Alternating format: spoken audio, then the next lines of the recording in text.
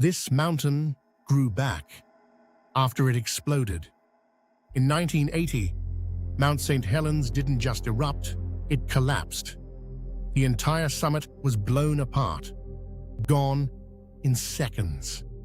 What remained looked dead. A massive crater, ash, silence. But then something strange happened.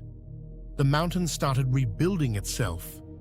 From the inside, deep below, magma was still moving, slowly rising, pushing upward through the broken core.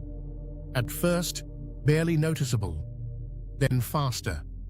A solid spine of lava began to emerge, not flowing like liquid, but thick, sticky, like the earth was forcing rock upward, day by day. In some moments, it grew up to 2 meters in a single day. A mountain forming inside a mountain, right in the crater. No explosion, no collapse, just steady growth, as if the volcano was healing itself.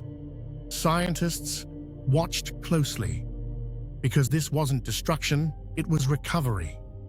A rare chance to see how a volcano rebuilds after losing everything. And what they learned is changing how we predict eruptions, how we understand the planet beneath us. So when you think of volcanoes, you probably imagine chaos, destruction, finality, but this one proves something else. Even after the most violent eruption, the Earth can start again.